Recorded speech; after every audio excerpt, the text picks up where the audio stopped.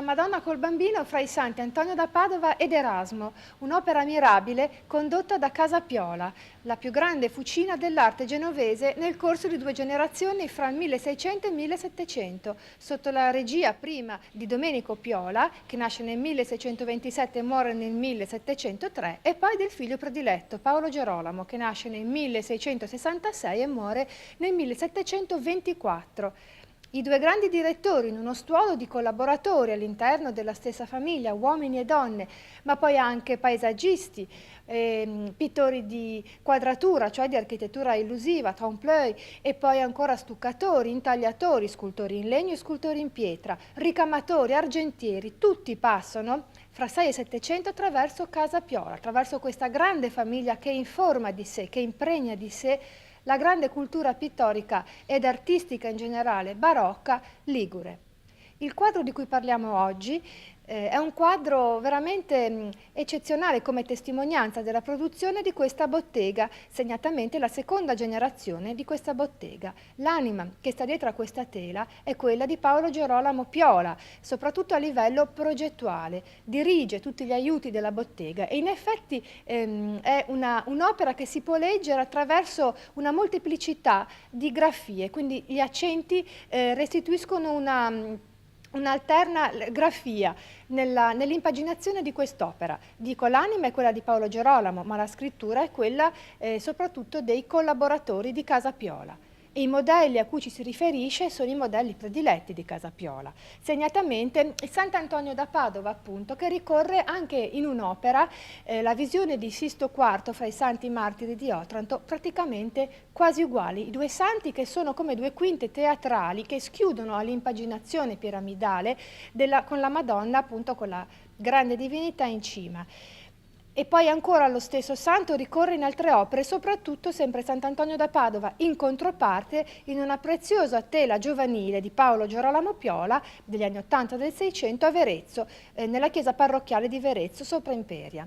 Invece il Sant'Erasmo ricorda in modo molto stringente il San Biagio nella pala del Santuario delle Grazie al Molo, ma anche il frate francescano inginocchiato che vediamo nella chiesa di San Filippo Neri a Genova nella prima pala a sinistra entrando. La condizione generale della tela era estremamente compromessa. Le lacerazioni, l'instabilità del telaio e il degrado complessivo ne impedivano l'ostensione all'interno della chiesa parrocchiale di Arenzano. Nello scorso anno, anche per rispondere alle attese dei fedeli, si è deciso di intraprenderne il restauro. La provincia di Genova, impegnata da tempo nel recupero di beni culturali disseminati sul territorio come tante gemme preziose, ha raccolto l'appello del comune e della parrocchia di Arenzano e ha finanziato l'operazione. L'incarico è stato affidato al laboratorio di restauro dell'Accademia Ligustica, in virtù della sua competenza e del ruolo svolto da questa istituzione per la tutela del patrimonio storico ed artistico locale. La presenza di Sant'Erasmo si lega particolarmente alla devozione in ambito locale. Sant'Erasmo, vescovo, protettore dei naviganti, richiama proprio questa sua protezione in quello piccolo squarcio di paesaggio che noi possiamo intravedere in basso tra le figure del santo stesso e del putto che regge il libro, dove vediamo uno squarcio di mare solcato da velieri. Evidente quindi proprio l'attenzione, il richiamo, l'interesse dei committenti dell'opera. Noi allo stato attuale delle ricerche non sappiamo nulla né sulla committenza né sull'origine di questo dipinto e sulla sua provenienza, però certamente è quantomeno suggestivo immaginare che alla base di quest'opera ci sia anche la devozione, una devozione forte dei naviganti della nostra riviera, quindi di quello che era il borgo di Arenzano nel XVII secolo, nei confronti del loro santo protettore. Nel luglio dello scorso anno la tela è stata affidata ai restauratori che, dopo esami accurati, hanno stabilito il piano degli interventi necessari. Alessandra Toncini Cabella, funzionario di zona della Soprintendenza per il patrimonio storico ed artistico della Liguria, ne ha diretto l'esecuzione.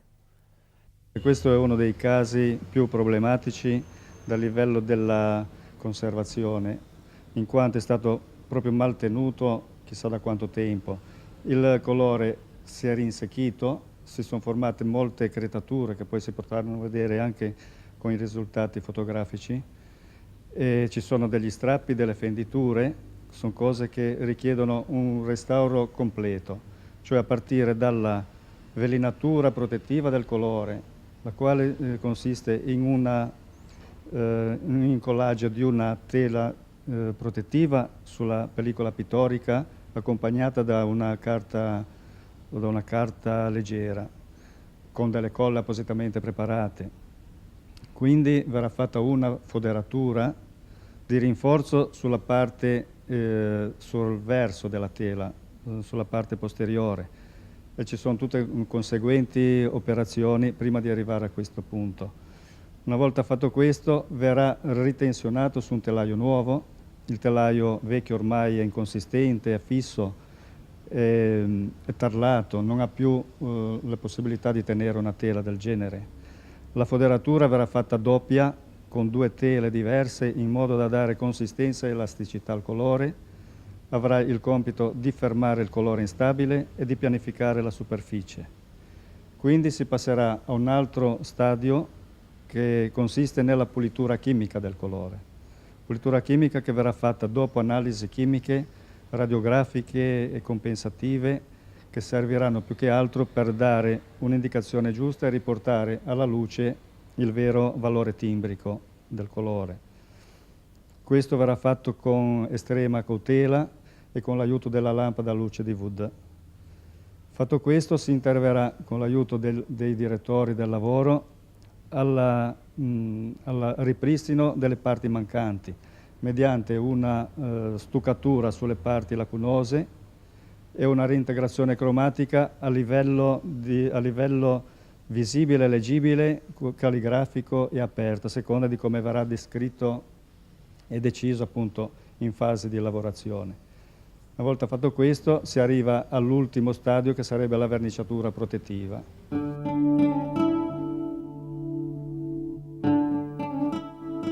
Dopo quasi un anno di queste delicate operazioni, cui hanno partecipato attivamente 3 diplomandi dell'Accademia organizzati in un apposito stage, il restauro è stato ultimato. Le sapienti mani dei restauratori, con questo oculato, approfondito e saggio, sapiente intervento di restauro, finalmente l'hanno restituita alla fruizione, ma anche alla devozione delle persone. E che cosa, proprio parlando di devozione, qual è stato il risultato più spettacolare di questo restauro? È stato che, per esempio, sono emersi gli angeli dello sfondo, che erano coperti da uno strato assolutamente offuscato, non si leggevano, non esistevano prima di questo restauro. Quindi il restauro ci ha restituito questi personaggi celati, ma la cosa più interessante, ci ha restituito anche quest'altro angelo che era, fra virgolette, travestito da Santa Chiara. Eh sì, perché quest'opera stava in un oratorio, l'oratorio ad Arenzano, oggi sede nella zona della Marina, oggi sede di associazioni e biblioteca, un oratorio dove non c'era nessuna titolazione relativa a Santa Chiara. Quando poi l'opera fu traslata nella parrocchiale con vicino l'oratorio dedicato alla Santa, fu aggiunta appunto il soggolo, il velo e l'immancabile attributo dell'ostensorio. La scelta che si è voluta operare in sede di questo restauro è stata quella filologica, quindi di un recupero alla radice della scrittura di quest'opera, quindi cancellando tutte le sovrapposizioni, le superfettazioni, quindi tutto ciò che impediva la lettura della scrittura pittorica originaria.